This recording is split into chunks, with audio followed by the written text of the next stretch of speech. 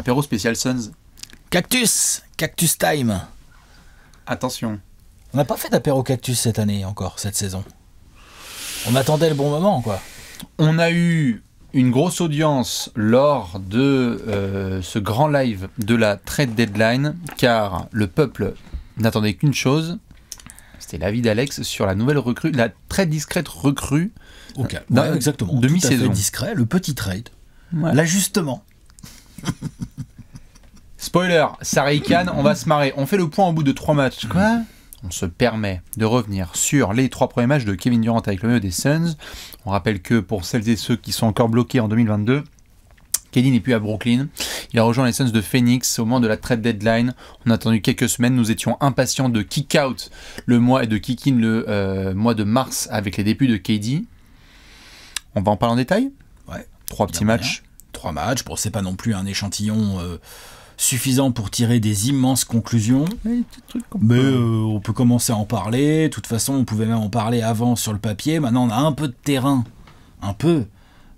Avec 3 matchs différents. 3 matchs différents dans leur physionomie chacun. Tout à fait. Et on a vu les débuts de Kevin Durant avec sa nouvelle équipe. C'est toujours intéressant. Exactement. Donc on va en parler en détail. Vous étiez certainement nombreux à voir le match de ce dimanche soir entre les Mavs et les Suns. C'était le 3e de ce petit trio. On a commencé avec un match à Charlotte. C'était vraiment l'opening, les grands débuts, où on faisait que des screens de KD avec ce nouveau très très beau maillot rétro des Suns. Magnifique. Ça y va extrêmement bien, ça se marre à ma droite. Et ensuite, une petite étape par Chicago. Avis général, comme ça, à chaud, Alex. Je te balance un petit peu le truc. Toi, surtout sur les notes que tu as pu prendre et les ressentis, quand tu vois les 3 premiers matchs de KD, quelles sont un petit peu les notes que tu as pu avoir et on va pouvoir tisser un peu autour de ça. Premier match pour Kevin Durant, donc c'était à Charlotte. Donc en fait, Kevin Durant a démarré son aventure avec les Suns en road trip à l'extérieur. Les 3 matchs sont à l'extérieur. Oui. À Charlotte, à Chicago, à Dallas. Tout à fait. Premier match à Charlotte, des Hornets en galère, il n'y avait même pas la Melo Ball. On s'attendait pas, je veux dire, Kevin Durant ou pas, Phoenix sera arrivé favori dans ce match. On s'attendait pas à ce que les Hornets aient réellement les moyens de contenir la puissance offensive sur les extérieurs des Suns. Non. Ça n'a pas été le cas au passage, même si les Hornets ont été quand même... ils sont vaillants, ils se battent et tout, machin. Combatif, Mark Williams. Ouais, voilà. Mark Williams qui, sur sa première action du match, a pris un gros contre de Kevin Durant. Voilà, au calme.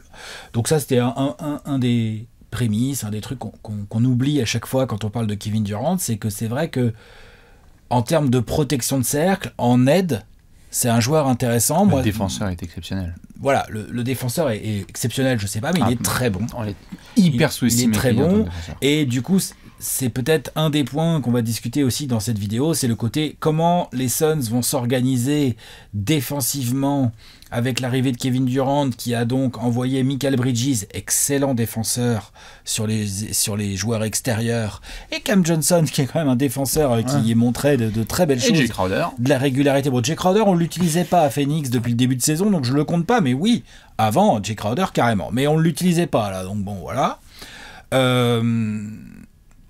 On a pu voir sur ce premier match, et aussi à Chicago, que l'alliage Kevin Durant, DeAndre Ayton pouvait permettre, en fait, ce sont 2 joueurs assez intelligents en défense, les deux, dans des profils très différents. Ayton, il est massif, c'est un pivot et tout, il prend de la place, il est pas facile à enfoncer au poste et tout, mais il sait aussi bien se placer en aide. Et Kevin Durant, avec sa longueur de bras et son sens du timing et tout, et lui aussi un assez bon protecteur de cercle. Vous avez l'air très grand sur le terrain avec l'arrivée de KD, parce que les deux là ils se regardent les yeux dans les yeux. Limite KD doit être plus grand qu'Ayton. KD, ouais, en tout cas, ouais, bah après, je sais que KD est listé, souvent je le vois listé à 6'9". Non, 2m06. À chaque fois je suis là, je fais, mais si Kevin Durant fait 6'9", c'est-à-dire que moi je fais 1m63, quoi, tu vois. 6'9". Si, je l'ai vu plusieurs fois listé à 6'9". Si, je te promets, je te promets. Il fait 7 foot, c'est terminé. Peut-être pas 7 foot, mais un petit 6'11", sans problème, ouais. Fais voir un peu, là, je regarde juste... KG, quoi. Qu'est-ce qu'on me dit, là? Moi, j'ai un petit souci, là, j'ai la page qui met un peu de temps à se charger. 6'10". 6'10" sur Basket Référence. Hop! Bah, il est fait. Hein. Les 6-10, il y est. Hein. Je te le dis, moi. Tout à fait. Moi, ça m'a marqué ce sentiment de taille. Sur le premier match, puisqu'on va faire un peu dans la chronologie, on va terminer avec le feu d'artifice à Dallas.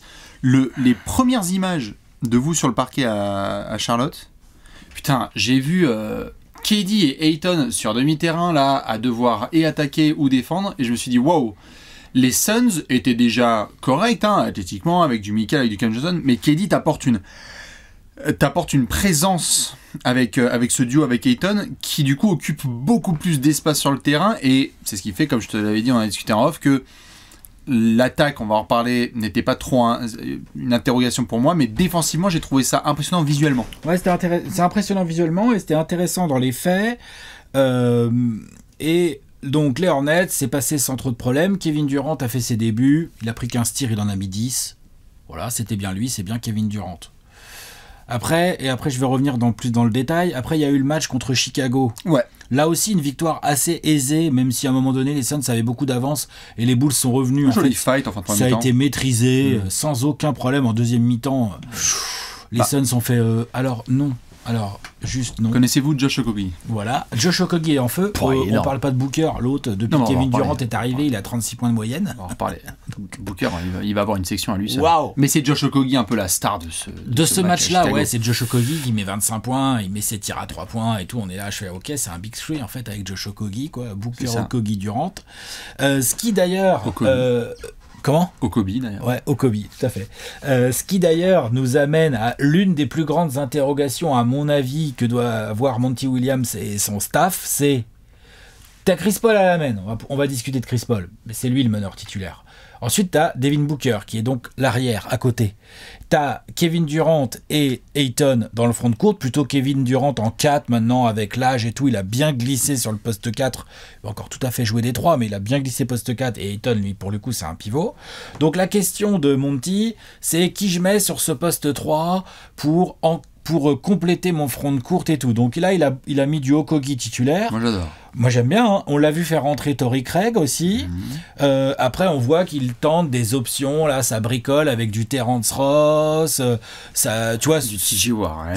T.J. Warren, on l'a pas beaucoup vu, mais effectivement, il pourrait devenir une option. Ish Wainwright qui nous a assassiné les matchs. Ish Wainwright, l'autre, voilà, exactement. Hein. Ça, c'est un two-way contract qu'on a transformé là. Bien. Voilà. Vous allez chez Carrefour, vous avez vos sections frigo. Vous allez croiser Ish Wainwright. C'est un frigo qui met ses 3. Hein. Donc, c'est quand même pas mal. Il est tanké bizarre. Ouais, il est tanké bizarre. Mais il est tanké. Pour une bouteille de Perrier, vous l'avez retourné. C'est clair. Franchement, il est triangle inversé. Ouais, il est très très costaud. Oui. Et donc c'est ça un peu, une des choses sur lequel Monty Williams a un peu de travail à faire, une réflexion tactique. Il a l'air parti sur Josh Okogie. C'est peut-être pas la match-up qu'il faudra utiliser à tous les matchs, enfin le choix, mais pourquoi pas envers. Moi j'aime bien, mais tu vois, contre les Mavs par exemple, il a pas rentré un seul tir dans le corner. Les Mavs qui défendent assez tactique ont ouvert les shoots d'Okogie, les a pas mis. Après, c'est vrai que s'il les met, c'est pas le même match, mais bon, il les a pas mis. Preuve étant, hein. En 48 heures, t'as 2 profils. T'as 0 sur 8 et 5 sur 10. Ouais, voilà. Donc, ça, c'est une des réflexions tactiques sur lesquelles Monty va aller. Pour en revenir à l'arrivée de Kevin Durant, c'est vrai que pour avoir observé Kevin Durant depuis qu'il est arrivé en NBA, de mon côté en tout cas, tu vois, pareil. Joueur extraordinaire, avec ses qualités et ses défauts. Hein. Il y a eu quand même des coups de traîtrise assez bizarres et tout. Il y a eu les périodes Warriors, la période Nets, elle n'est pas non plus la plus reluisante dans la carrière de Kevin Durant, on va se dire. Là, il y a un côté, on essaye de tourner la page. Il y avait un peu ce souhait de sa part de Phoenix. Il y avait un souhait aussi de Phoenix. Il y a eu un gros trade qui a été mis en place. Le type arrive, en 3 matchs, il est à 27 points par match, il tourne à 69% au tir. J'ai envie de dire... J'étais devant l'écran à tous les matchs et j'étais là genre c'est vrai que c'est ça d'avoir Kevin Durant dans son équipe en fait. C'est trop fort. C'est que c'est l'équipe que tu kiffes, que tu regardes jouer et il y a Kevin Durant dedans quoi. Bah Son adaptabilité, son intelligence tactique, la manière qu'il a d'arriver et de faire ah ben ouais mais moi d'accord c'est bien je vais faire ça c'est bien non mais t'inquiète je vais les mettre mes 27 points enfin tu vois.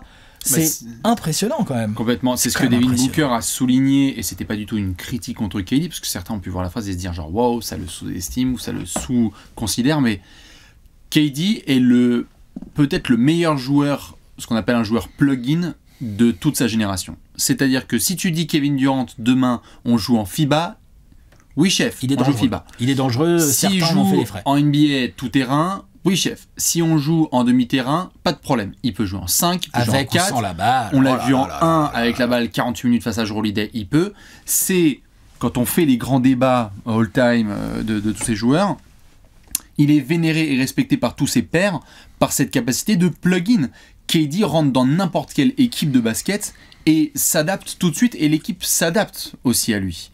Donc du coup, c'est vrai que on n'avait pas trop cette appréhension-là, je pense toi en premier, mais quand tu disais que KD allait rentrer chez les Suns, c'était pas genre « Oh mon Dieu, vont-ils pouvoir partager le ballon? Comment ça va se passer ?» Non, parce qu'en fait, tu sais qu'avec un gars comme ça, il a cette patience et intelligence de jeu, de pouvoir aussi choisir ses spots, d'être propre. Quelle qualité de choix. Et donc du coup, sur 25 possessions, il va faire 23 très bons choix.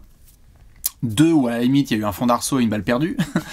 Non mais c'est un peu ça. Et donc du coup, sur sa capacité à tout de suite rentrer dans l'effectif, c'est une des grandes forces de ce transfert que vous avez fait, c'est que tout de suite, tu peux te permettre de te dire on est dangereux pour ces playoffs-là. On n'est pas un process où on va prendre les 20 prochains matchs et en espérant qu'on fasse quelque chose en playoff. Non. KD rentre dans le groupe, les gars savent comment ça joue, on est contender d'entrée et on peut aller chercher le titre. Bah en fait, c'est ça le truc. C'est-à-dire que offensivement, les Hornets, on pouvait pas tirer de conclusion. Les Bulls, comme on sait pas trop quoi penser des Bulls cette saison et qui sont...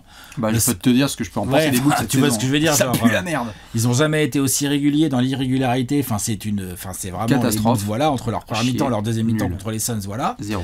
Et après, il y a eu le défi offensif proposé par les Mavs. Qui font un super match. Ils font un super match, un match tactique, un match malin, avec un Doncic pas ouf en première mi-temps, mais qui se chauffe grave en deuxième mi-temps. Kyrie hyper fort, bon et tout. Mais en fin de match, quand c'est serré, que t'arrives dans le money time, que ça s'échange les buckets là, il y a un moment où Dallas ils ont fait bon bah ok là, c'est bon, on fait chier quoi. Tu sais, Dallas à un moment ils ont fait ok bah d'accord c'est bon. Pourquoi? Parce que Booker et puis tout d'un coup Kevin Durant, et là moi j'étais là devant l'écran, j'étais putain bien défendu Reggie Bullock et tout. Mais il y a panier. L'extension là côté gauche, je m'élève comme un I et à partir du moment où il s'élève l'autre là. Enfin, le game winner, le panier qui va permettre sur lequel Dallas n'est jamais revenu. Tout à fait. Ce shoot là, c'est du textbook KD, il y a rien à faire. Tu peux rien faire. Et c'est que de la ficelle. Et juste espérer que ça rentre pas éventuellement. Tout à fait. Ceci étant dit, c'était le plus gros match offensif de KD depuis qu'il est arrivé. Il met 37 points, c'est ça, contre Dallas. Ouais. Ceci étant dit, il aura fallu, pour battre ces Mavs, un vrai premier test et un vrai effort collectif. C'est-à-dire qu'il aura fallu, et je pense que tu as peut-être un peu serré les miches et les miquettes quand tu étais dans le Money Time, il aura fallu laisser Chris Paul, qui n'était pas à droit sur le début de match, mais qui distribuait un petit peu, rentrer ses tirs. Il les a rentrés à ce moment-là. Mm-hmm. Il aura fallu aussi Ish Wainwright, qui est quand même un des facteurs X de cette rencontre, parce que pendant que Okogie est en train de reconstruire la salle, Wainwright, il rentre en jeu et il a mis ses shoots, donc ça vous a donné des respirations. Mm-hmm. Mais donc c'était pas une victoire avec un KD qui dit bon maintenant les gars c'est terminé, parce que lui il met le couvercle, mais en fait avant le couvercle il faut que tout le monde s'y mette. Booker a 36 points 10 passes, tout à fait. C'est un énorme match de Booker. Donc non, complètement, mais les Mavs offensivement ils ont un potentiel tellement dingue là que c'est clair qu'ils sont très dangereux. Hardaway avait été énorme contre les Suns. Hardaway, faut dire que voilà c'est ça, pendant qu'Okogie envoyait des briques, lui Hardaway c'était bien sûr c'était Ray Allen c'était voilà. Exactement. Donc mais oui, tu as raison de parler de Chris Paul. Le rôle de Chris Paul dans la suite de la fin de régulière des Suns et après en playoff va être extrêmement important, parce que Chris Paul est dans une de ses pires, si ce n'est la pire saison au shoot de sa carrière. Il est en galère, Chris Paul, là. Saison tout court. Il prend de l'âge, il se fait cibler en défense, ça on le savait, mais ce qu'on avait peut-être un peu moins vu venir, c'est que ça baisserait aussi au tir. Mm-hmm. Donc là, c'est vrai que cette saison, et là, c'est quand même fou de voir que les Mavs, voyant leur incapacité à tenir des Booker et des Kevin Durant en 1 contre 1, ils seront pas les seuls. Hein. Mais voilà, ils n'y arrivent pas, ils n'ont pas vraiment les joueurs pour et tout, c'est très compliqué de toute façon, même si tu as les joueurs pour. Ils ont fait des choix, ils ont vu qu'Okogie envoyait de la brique, donc Okogie dans le corner, bon on y va vite fait, mais on laisse pas trop Kevin Durant, quoi, vaut mieux qu'Okogie shoot, ok. Et même chose finalement pour Chris Paul, qui n'était pas dans un bon soir au tir, mais qui effectivement a mis 3 gros tirs à 3 points dans le 4e quart-temps, qui font mal aux Mavs aussi, en plus de Ish Wainwright, donc ça c'est sûr. Mais si l'effet Kevin Durant et la forme actuelle de Booker, ça oblige les équipes à laisser Chris Paul shooter, Tu sais que même s'il est pas dans une bonne saison cette année au tir, faut pas laisser. C'est quand même pas un choix de ouf, quoi. Faut pas, bien sûr. Tu vois, Chris Paul, il va t'en mettre. Surtout qu'il est capable, en plus, de mal le prendre, là, le côté un petit peu manque de respect qu'il y a eu. Il est capable de se motiver. C'est peut-être une source de motivation. Moi, je suis Kevin Durant ou je suis Devin Booker. Je vais voir le Chrisou, là, tranquille, à dîner, là, à Phoenix, quand il va revenir à la maison. Et je lui fais, dis donc, t'as vu quand même, Chris? T'es un first ballot Hall of Famer et les types sont en train de te regarder shooter. Oh, s'il te plaît. Sanctionne, on y va. Sanctionne. Et il va sanctionner. J'ai vachement aimé l'attitude de Devin Booker sur ses 3 premiers matchs et cette première semaine, au-delà des chiffres, parce qu'il y a les stats, il est en feu total, il est énorme à Dallas, il avait été énorme à Charlotte. Il a été énorme à Chicago. Il a été énorme à Chicago. Donc là-dessus, il n'y a rien à redire, il est phénoménal. J'ai bien aimé qu'il ne soit pas dans une déférence par rapport à l'arrivée de KD, c'est-à-dire qu'il a dit « Ok, très bien, tu rentres. » Mais ça va se passer ensemble, donc il faut que je sois létal. Il n'a pas pris, tu vois, un espèce de pas de retrait en disant non, il faut faire attention. Booker reste Booker. Il a ce côté un peu tête de con, je pense que Luka pourra le confirmer, et d'autres, de gars très Kobe dans sa mentalité. Mais c'est fort aussi de montrer, de la part de Devin Booker, qu'on a pris pour acquis sa capacité à dire ok, KD arrive, on va s'assurer qu'il s'insère bien, mais moi il faut que je continue ma prod. Ouais, et puis. Sinon on n'en parlerait pas du tout de la même manière là. Et puis. Il y a aussi l'intelligence de Kevin Durant et de Devin Booker, c'est-à-dire que Kevin Durant a l'intelligence de, comme on l'a dit là, de se fondre dans un système, et là tu vois, il a mis son premier match 23, son deuxième match 20, tout de suite il en met 37 au troisième. Kevin Durant est un joueur à 28-30 points par match à Phoenix, tout pareil en fait. Et l'intelligence de Booker, c'est d'utiliser ça tout de suite, c'est-à-dire que j'adore Michael Bridges, j'adore ce qu'il est en train de faire au Nets, c'est extraordinaire, et putain, ça sera un Suns sa vie, de toute façon on le sait, hein, voilà, c'est écrit. J'espère que les Suns feront pas comme le Stud, qui pourra, enfin bref, vous m'avez compris. Mais en tout cas, voilà, on l'adore, Michael Bridges, il a encore beaucoup de potentiel à développer et tout, et le voir comme ça, avec une franchise qui compte sur lui, c'est hyper intéressant. Mais pour Booker, les défenses, elles ont Kevin Durant en tête. Et qu'est-ce que tu veux faire des aides? C'est plus compliqué. Donc là, on le voit bien, il y a pas mal de systèmes où c'est Kevin Durant qui ramène son joueur. Du coup, il pose un écran à Booker. Ça oblige les mecs, tu es obligé de switcher. Tu peux pas passer sous les écrans. Tu es obligé de bien suivre, sauf que il faut que la défense soit super bien coordonnée. Ce que les Mavs ont extrêmement bien fait. C'est un peu comme ça que les Bulls ont explosé d'ailleurs en deuxième mi-temps. C'est qu'ils ont été mal coordonnés sur les sorties d'écran de Booker et de KD. Et du coup, tu laisses trop de temps à ces mecs-là pour shooter. En gros, Booker, là, il a un monstre offensif à côté de lui, et en fait, du coup, il va avoir plus d'espace qu'il n'en a jamais eu dans toute sa carrière. Ça, c'est sûr. Hein. Devin Booker. Et ce qui est extraordinaire, c'est que du coup, quand Booker prend feu, qu'est-ce qu'elle fait la défense? Elle essaye de faire lâcher la balle à Devin Booker. Faire lâcher la balle à Devin Booker, ça veut dire, potentiellement, vu que le jeu des Suns, quand même, est assez fluide en termes de mouvement de ballon, quand même, c'est quand même un peu sérieux, quand même. Et que Booker n'a pas de hier. Et Booker, il a fait 10 passes décisives contre les Mavs. Il en a eu par le passé. Il a beaucoup progressé à ce niveau-là. Ouais. Ça, c'est sûr. Merci Chris Paul, d'ailleurs, je pense. Et merci aussi tout le taf qui a été fait par le staff des Suns. Bien sûr. Belle évolution. Et donc, tu as un double problème. Tu as un vrai monstre à deux têtes offensif à Phoenix aujourd'hui.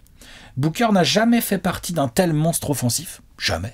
Genre, Chris Paul, il est arrivé, ça a boosté le truc. Ça n'a rien à voir en termes de danger et de comment la défense est obligée de le gérer. Et donc maintenant, ça y est, la ligue, elle est prévenue. Phoenix a des ajustements à faire.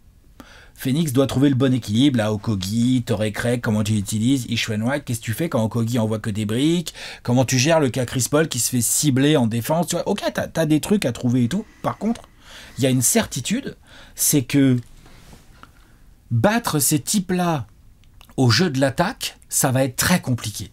Ça, c'est très compliqué. Au jeu de l'attaque, oui. Battre ces types-là au jeu de la tactique et des bons choix, tu sais que ça va pas être simple non plus. Tout à fait. Battre cette équipe, par contre, à la profondeur et à la bataille des bancs, on peut se poser maintenant. Parce que franchement, y a de la place. Le banc, en fait, si je pose la question, c'est parce que je discutais avec Alex, sachez-le, et je veux bien avoir l'avis des gens là-dessus, sur la probabilité que cette équipe puisse faire un all-in en mi-saison et aille jusqu'au titre, puisque tu es dans ce type de perspective. Et moi, comme je te le disais, j'ai le sentiment, c'est court comme échantillon, mais que c'est un petit peu court parce que le banc, pour le moment, tu fais confiance à une rotation assez courte en laquelle moi je n'ai pas encore confiance. C'est-à-dire que tu as un 5 majeur ultra solide. Ayton, KD, Booker, Chris Paul, Okogie, ça me va. Mais comme on le sait, les playoffs, on est sur des rotations à 8-9 max, 8-9, à peu près. Et les 3 premiers qui sortent du banc, en gros, ton meilleur joueur de banc, c'est Torrey Craig. Ouais. T'es sûr de ça, ouais. Non, en tout cas, viens, si tu veux, on ouvre le débat. Ton joueur le premier reliable par rapport à tes besoins, ça va être Torrey Craig. Que moi, je mettrais plus dans le 5 majeur personnellement. Mais bon, après, j'avoue qu'Okogie a fait des bons trucs, hein, donc voilà. Auquel cas, Okogie rentre dans le groupe du... En gros, est-ce que tu peux faire confiance à Landale, Cameron Payne, Terence Ross, TJ Warren, Ish Wainwright? Non, je suis d'accord, il est là le point faible. Hein. Quand on se retrouve en finale de conférence, là, moi, je commence à buter. C'est-à-dire, est-ce que Monty Williams va trouver cette rotation à 7-8 où on va avoir, certes, du gros temps de jeu pour les titulaires, mais est-ce qu'ils ont les armes pour pouvoir aller jusqu'en finale NBA? C'est là-dessus où les 6, 7, 8e hommes ne me donnent pas confiance. Bah, disons que en fait, dans ces mecs-là qu'on a cités, on n'a aucun mec qui peut vraiment être décrit par le mot régularité.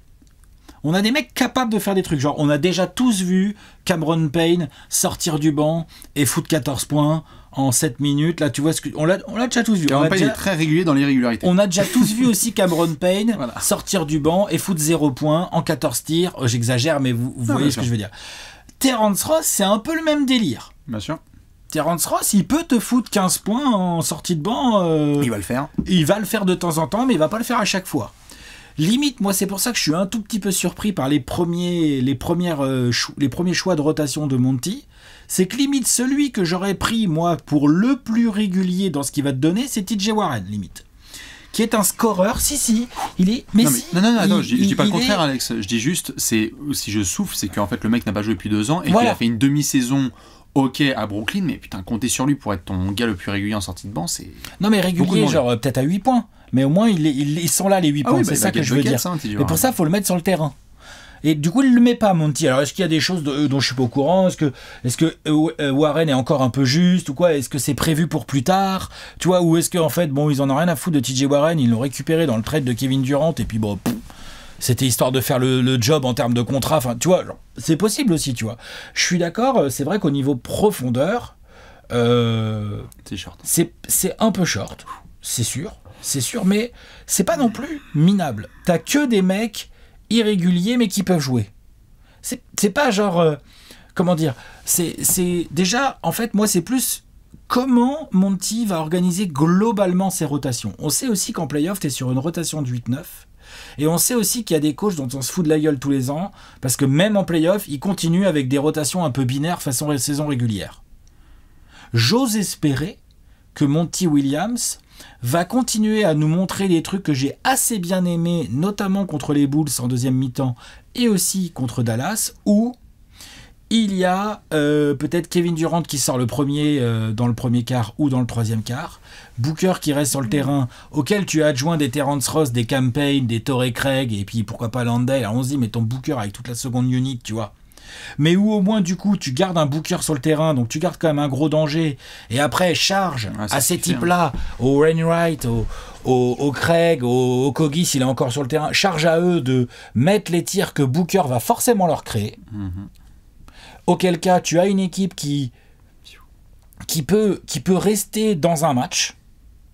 Tu peux faire le même genre de combinaison autour d'un KD CP3 pardon, et Booker qui se repose. Donc en fait, ça va aussi se jouer beaucoup en termes de profondeur, ça va se jouer beaucoup sur la capacité du coach des Suns à trouver les bons angles de rotation. Par exemple, Ish Wainwright qui fait rentrer. Moi, quand il fait rentrer Ish Wainwright contre les Mavs, d'où il sort, il n'avait pas joué depuis le début du match. Il venait de signer son contrat. Ouais, tu vois, j'étais là genre, ok. Et ben il rentre, il met ses tirs. S'il était rentré, qu'il n'avait pas mis ses tirs, on aurait dit, bah pourquoi il fait rentrer Ish Wainwright, tu vois. Donc c'est un peu ça, ça va être beaucoup dans les mains de Monty, en fait, je pense. Ouais, bien sûr. Ce qui manque le plus au Suns, c'est un vrai sixième homme, comme l'a été Cam Payne, mais l'est un peu moins. Oui. Mais le banc en lui-même, moi, j'ai pas si peur. Je t'avoue que sur les profils, en tout cas, moi j'ai un peu plus peur parce que Arrivé fin mai, j'aime bien Jock Landale, mais je me demande si c'est un gars que tu peux avoir 10 minutes sur le parquet parce que tu peux vite te faire avoir. C'est pareil pour Campaign, c'est pareil pour d'autres. En fait, on arrive fin mai sur des minutes où, quand tu commences à vouloir jouer le titre, il faut que tu aies le moins possible des gars qui soient des mismatchs dès qu'ils sont sur le parquet. Je suis d'accord. Et donc, du coup, ça m'intrigue un peu. Pour le moment, sur les rotations, ce que j'ai bien aimé, c'est que donc il a essayé de panacher. Il a essayé de panacher. Donc, du coup, à la fin du premier quart-temps, en effet, tu as le Booker et les Bookerettes, là, comme on avait parlé, où en fait, les 2 dernières minutes du premier quart-temps, c'est Booker 2016. Et quand Booker sort, il y a KD sur le terrain. Comment ? Et quand Booker sort, il y a KD sur le terrain. Et au début du second quart-temps, Booker sort, t'as KD, et après Chris Paul revient parce qu'il faut garder la machine un peu chaude. Il a 40 ans, donc voilà, enfin 45 ans. Non, mais tu vois, il y a une gestion un peu panachée. Donc il essaye. Ce que je sais pas, c'est comment est-ce que ça va. Sur la fin de saison régulière et le premier tour des playoffs, je pense que ça peut aller. Je vais être hyper intrigué sur la suite parce que tu commences à vite tirer la langue et les équipes qui vont loin ont constamment ces joueurs-là. C'est ce qui fait qu'on a d'ailleurs critiqué Boston et qu'on a dit bon alors, qu'est-ce qui sort du banc, comment ça se passe, comment est-ce qu'on fait, et qu'ils sont allés aussi loin que possible avec Ime Udoka dernière et qu'ils ont dit ah putain cette fois il nous fallait Brogdon parce qu'ils n'avaient pas le gars qu'il fallait. On les a taclés parce qu'on a fait oh putain les minutes Pritchard, certaines de Grant Williams-Salem et les minutes avec Pritchard, on se disait c'est pas possible. Boum, ils ont pris Brogdon. Golden State, ils avaient réussi à régler ça. C'est cette interrogation que j'ai au côté de Phoenix. Bien sûr. Mais j'entends, hein, je suis d'accord. Mais ça m'inquiète moyennement. Je pense qu'il y a des ajustements tout à fait possibles. Et je pense que ce banc aussi, il y a pas mal de nouveaux joueurs finalement, qui ont besoin eux aussi de se mettre un peu en route et de comprendre leur rôle et tout. C'est dans ce sens-là que les Suns peuvent être un peu justes pour les playoffs qui arrivent et se faire fumer par une équipe qui sera un peu plus dans la continuité. C'est tout à fait, malheureusement, hein, tout à fait possible. D'un autre côté, quelle équipe a un meilleur 5 majeur que les Suns ? Non, 5 majeurs, c'est non. Tu vois, parce que ça compte quand même en playoff. Bien sûr, 5 majeurs, il n'y a pas de problème. Il y a peut-être des gens qu'on peut dire, genre, je sais pas, les 5 majeurs des Celtics, il est quand même... oui, et des Bucks, bien bien sûr, le Denver et tout. Les Sixers, il est bien équilibré aussi.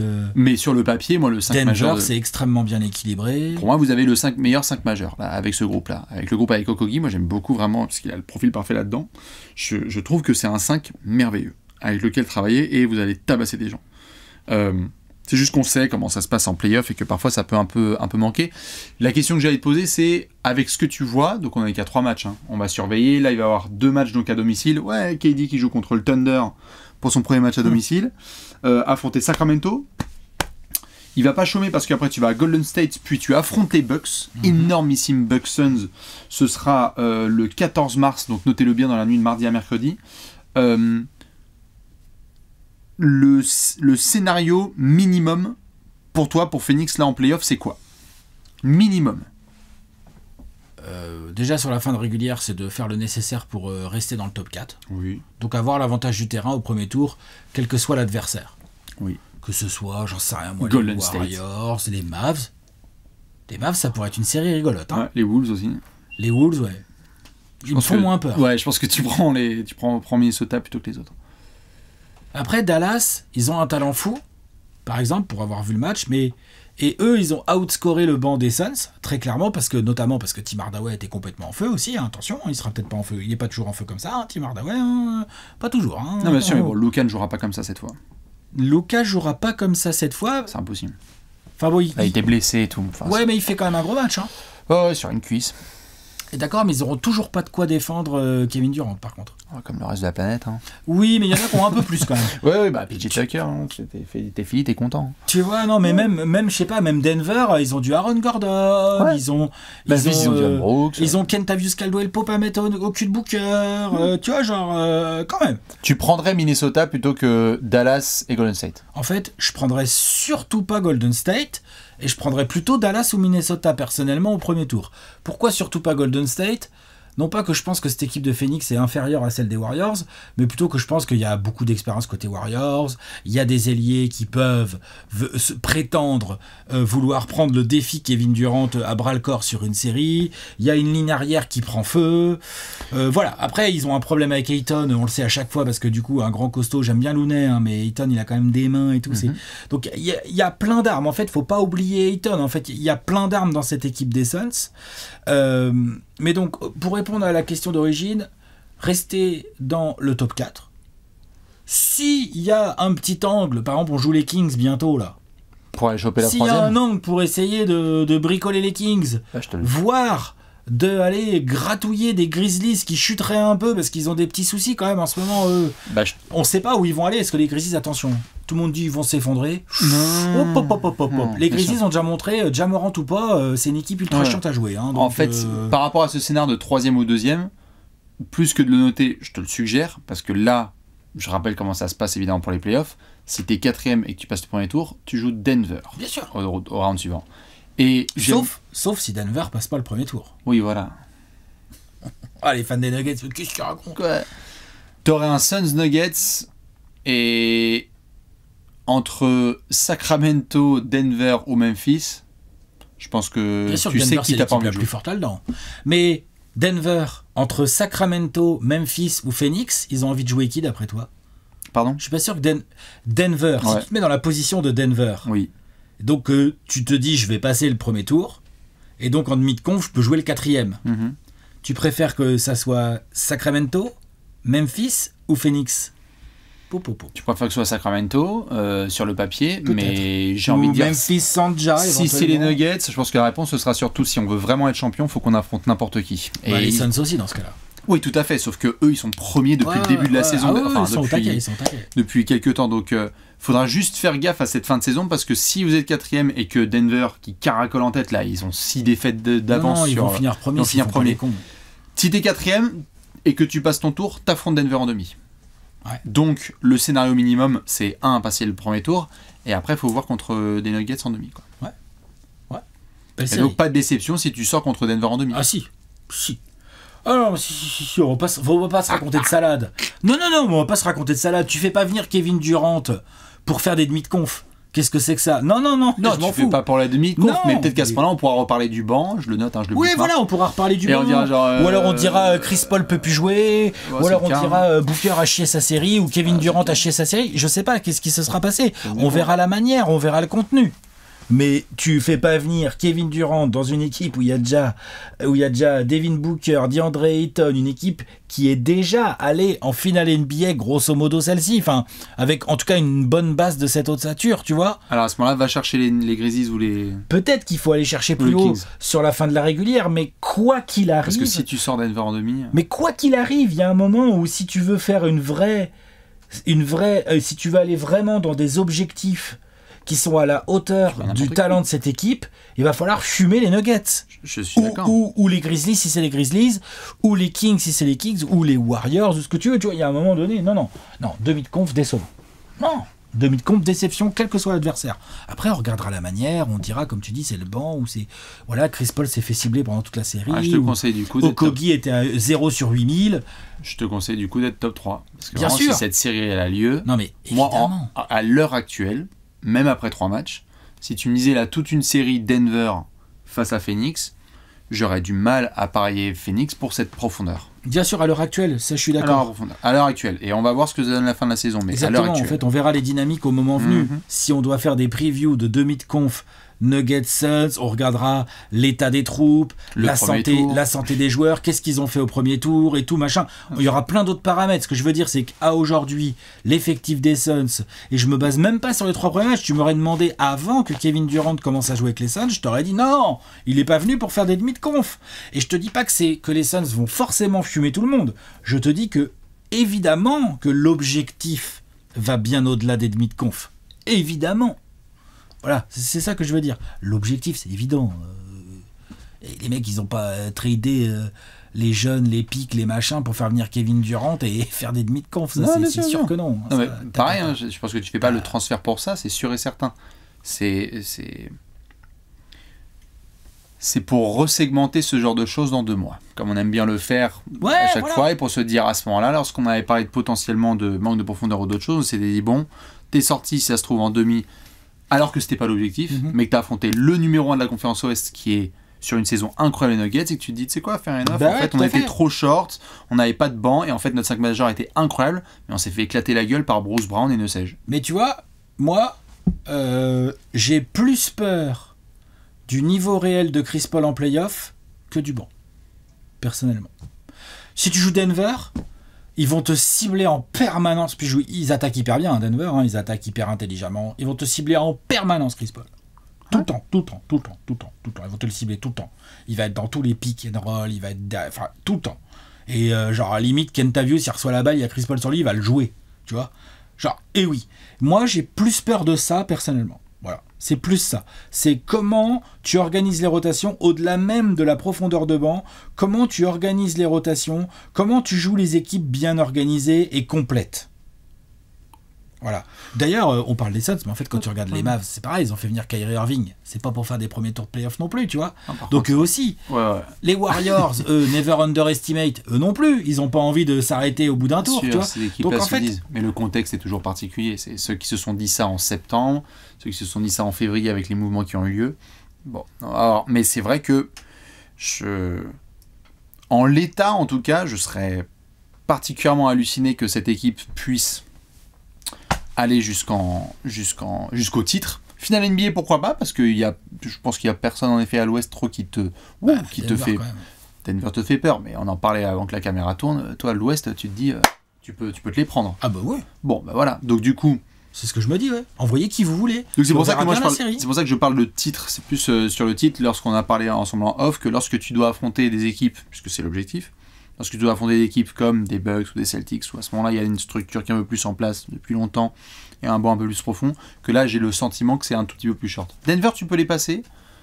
Je sais pas. Sacramento. Il faudra voir Denver comment est-ce qu'on passe en playoff. Mais tu vois, potentiellement, et là, en tout cas, face à des, tu vois, on a parlé ensemble, face à des Bucks ou des Celtics potentiellement. Bien sûr, non, mais de toute façon, voilà. Vu que l'objectif est la bague. En fait, je suis pas du tout en train de dire que Phoenix va fumer tout le monde. Je suis en train de dire que l'objectif est de fumer tout le monde. Non mais, je veux dire clairement quoi. Et genre, il n'y a pas de genre où on se ferait éliminer Phoenix en demi de conf et genre oui mais bon on verra. Non. Si on se fait éliminer en demi de conf, ça va être relou, ça va être une déception. Et il va y avoir des gens qui vont être pointés du doigt. Qui ce sera, on verra, est-ce que ce sera le coach, le banc, les stars, Chris Paul ou je sais pas qui d'autre, toi, ou Ayton, on dira il est soft, tu vois, moi par exemple contre les Mavs, Ayton, c'est vrai que c'est dur pour lui parce qu'il se fait servir en début de match et puis après il reçoit moins de ballons, donc dur de rester en match. Par contre en fin de match, il y a 2-3 ballons qu'il reçoit, genre l'autre. Oh, tu vois, par exemple, ça peut m'énerver. Oui. Typiquement. Ouais. À côté de ça, on sait que Ayton, si tu joues notamment Denver, t'es content d'avoir Ayton. T'es content. Peut-être qu'il faudra le transférer cet été, du coup. Ayton ? Non, mais. Je suis sérieux, hein. Peut-être, j'en sais rien. À la base, vous voulez même pas le conserver. Il y a un moment, quand vous allez regarder votre effectif, vous allez dire putain, on a un pivot à 100 je sais pas combien de millions qu'on a conservé, alors qu'en fait on pourrait avoir un espèce de biombo en sac, un Looney quoi, c'est-à-dire un mec qui fait le boulot, ouais. Et à côté par contre un banc de meilleure qualité. Voilà, exactement. Et bah putain, du coup là tu vas être une équipe, tu vas te dire genre ok, en fait là vraiment on est armé pour le titre et pas juste 1, 2, 3 tours. Voilà. Mais en tout cas, l'objectif c'est pas la demi-conf. Non. N'hésitez pas à checker. Bien sûr. N'hésitez pas à checker les prochains matchs des Suns, comme je l'ai dit, à retenir absolument. Bon, le match contre le Thunder, si ça se trouve, ce sera un cœur. C'est à ce moment la première défaite pour nos amis les Suns. Il faut se méfier de cette équipe du Thunder. Tout à fait. Il vient de récupérer Shai Gilgeous et il joue bien. Et puis eux, ils jouent aussi des choses parce que c'est pas fini. Bien le sûr. classement est tellement serré. Le Thunder, ils peuvent légitimement espérer aller en play-in. Là. Golden State et Milwaukee, donc sur la mi-mars. Et surtout, mesdames et messieurs, 1er avril, on avait déjà parlé avec les Cavs, et 7 avril, tu sais ce qui se passe ? Tu vois, les Lakers ou des équipes comme ça, non ? On joue pas deux fois Denver. À Denver, 2 fois. Joli test, joli pré-test pour voir ce que ça peut donner potentiellement. Il y a des matchs tout aussi importants. Il y a le côté pré-test, mais il y a des matchs importants parce qu'on joue les Kings, on joue... 2 fois les Kings, 2 fois les Lakers. Voilà. Bon, après les Lakers... Ouf, ils jouent des choses. Hein. Oui. Tu vois, Denver le 7 avril, je dis n'importe quoi, ça se trouve, il y a une mini-alerte sur Jokic et ils sont sûrs d'être premiers et qu'est-ce qu'ils vont se faire chier. J'en sais rien, tu vois, mais ça se trouve, ce match-là voudra rien dire, entre guillemets. C'est ça que je veux exprimer. Dans tous les cas, dites-nous ce que vous pensez justement de ces Suns sur les 3 premiers matchs que vous avez vus du Money Time contre Dallas. On va suivre tout ça, n'hésitez pas aussi à aller checker Alex sur Twitter tous les soirs, puisque dès que Phoenix joue, ça sera le feu total. Des bisous, à la prochaine. Ciao, ciao.